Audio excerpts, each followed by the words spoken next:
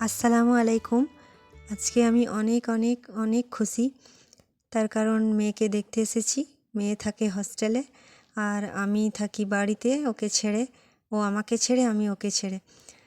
তো অনেক দিন পর দেখতে এসেছি, সেজন্য খুবই খুশি আছি। ওকে আজ একটু ভালো মন্দ কিছু করে এনেছি, খাওয়াবো, ওর সাথে একটু সময় কাটাবো, তারপর বাড়ি চলে যাব। মাঝে মাঝে মনে হয় ওকে হোস্টেলে রেখে খুব ভুল করেছি, কারণ খুব কষ্ট হয় ওকে ছেড়ে থাকতে। আর কিছুদিন পর থেকেই ওর এক্সাম শুরু হবে।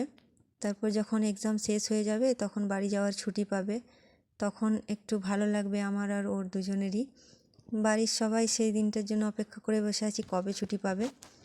তো যাই হোক, আজকের দিনটা অনেকক্ষণ কাটালাম ওর সাথে। এবার ওকে রেখে বাড়ি ফিরে যাওয়ার পালা।